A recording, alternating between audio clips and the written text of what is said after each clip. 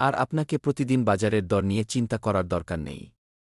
কেননা বর্তমানে ভোক্তা অধিদপ্তর থেকে একটি অ্যাপ্লিকেশন এসেছে, যার মাধ্যমে আপনি ঘরে বসে প্রতিটা পণ্যদ্রব্য মূল্য জানতে পারবেন।